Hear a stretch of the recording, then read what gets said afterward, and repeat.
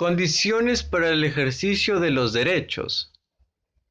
Si bien es cierto, los legisladores y los poderes constituidos no pueden excluir a ninguna persona, a ningún grupo de la titularidad de los derechos, o sea, ellos no pueden privarte el ejercicio de tus derechos en ciertas ocasiones.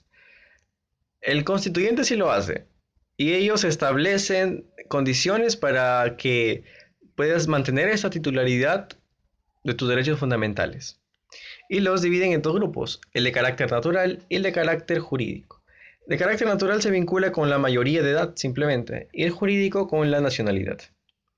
Igual, como les había mencionado, aunque tú tengas estos dos y puedas tener tus derechos, te pueden de alguna manera quitarlos, te pueden quitar la titularidad de ellos, aunque los tengas, pues, ¿no? Porque siempre si incumple las reglas o si pasa algo eh, que pueda a ti, digamos, dificultar tener esos derechos, finalmente te los quitan.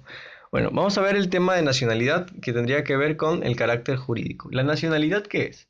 Es una cualidad de los ciudadanos de un país o la cualidad de las personas que los convierten en ciudadanos de un país. Y siempre para adquirir nacionalidad tiene que haber un vínculo jurídico de una persona y el Estado. Entonces, la nacionalidad es la condición jurídica necesaria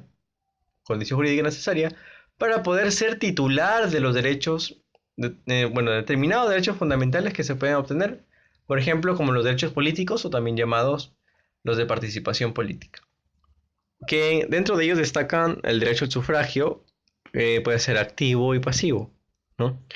Una pregunta clave es: ¿quién determina las reglas sobre la adquisición y la pérdida de la nacionalidad?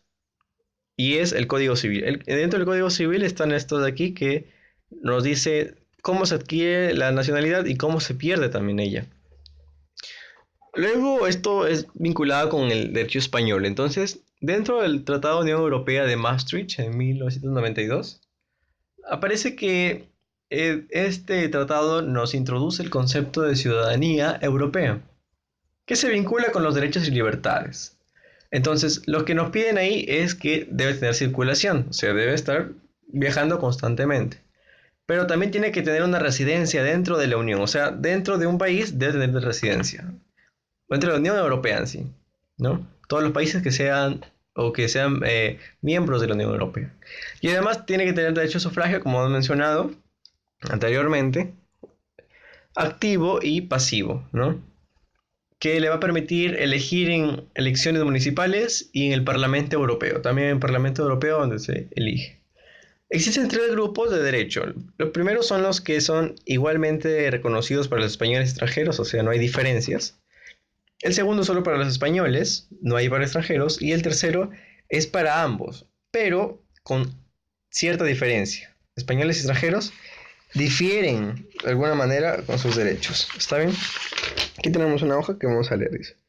Los primeros, los llamados igualmente españoles para extranjeros, nos dice que dada la naturaleza de estos derechos y su conexión esencial con la dignidad, o sea, están relacionados con la dignidad, sería inconstitucional cualquier diferenciación legal, o sea, no puedes diferenciarlos. Que se estableciera, por ejemplo, el derecho a la vida y a la integridad personal. Nunca en la vida vas a diferenciar este tipo de derecho fundamental, a la vida e integridad personal, sea la nacionalidad que sea.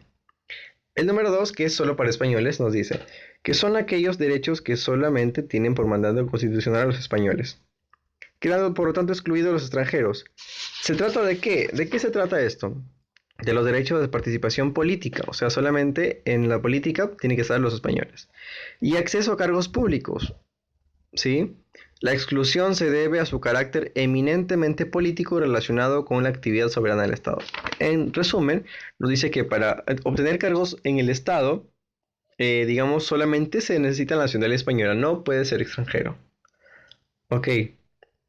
Aún así, la Constitución permite que los extranjeros puedan ejercer el derecho de sufragio. ¿Cómo?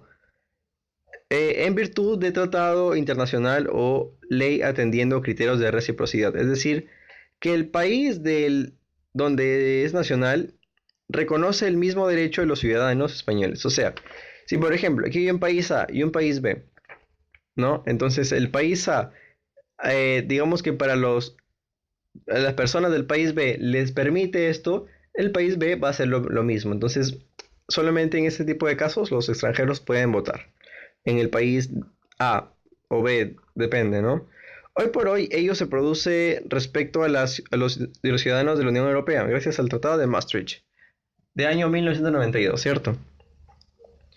Eh, Ahí está. Cabe suponer que el progresivo desarrollo de la ciudadanía europea traiga consigo posteriores ampliaciones del derecho de sufragio para otro tipo de elecciones. Eso sería entonces solamente para los españoles y ya dimos la excepción, ¿no? Por ejemplo, si España tiene mucha amistad con otro país, por ejemplo, imagínate con Alemania o Inglaterra, entonces si a los alemanes les permiten votar en España, a los españoles también les permitirían votar en Alemania, ¿entienden? Pero si hay una cierta tendencia a peleas, a pleitos entre naciones, ahí sí no se puede. La número 3 dice, por último, los derechos de los que son titulares principalmente de los españoles, pero también lo son los extranjeros, aunque su ejercicio pueda ser diferenciado. O sea, lo que había mencionado, que existe para los dos, pero con ejercicio diferenciado. Vamos a ver. Nos dice, eh, en la medida en que así lo decidan los tratados o la ley. Son también derechos de contenido político, como los de asociación, reunión, manifestación, petición. Ello no significa que la ley pueda negar sin más tales derechos a los extranjeros, sino que podrá modular su ejercicio sometiéndolo a ciertos requisitos o limitaciones.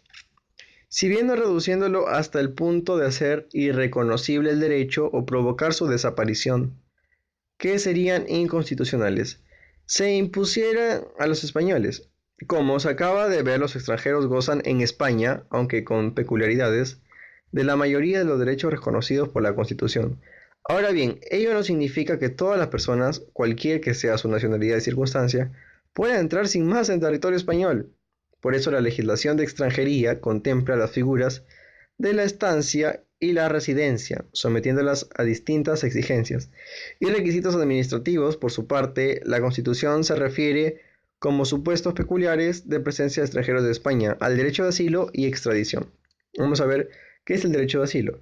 Hace de referencia a la protección que un Estado otorga a una persona considerada refugiada, tipo Alan García, atendiendo, según lo dispuesto por la Convención de Ginebra sobre el Estatuto de los Refugiados, ¿en qué año?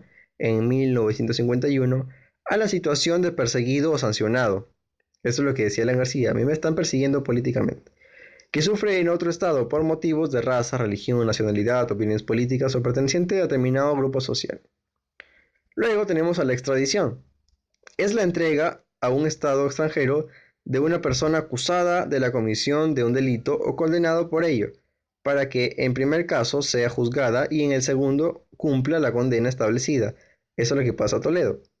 Al respecto, el precepto constitucional establece que la extradición solo se concederá en cumplimiento de un tratado o de ley, atendiendo al principio de reciprocidad, que han excluido los de extradición delitos políticos, no considerándose como tales actos de terrorismo. Entonces, eso tenemos sobre las condiciones del ejercicio de los derechos.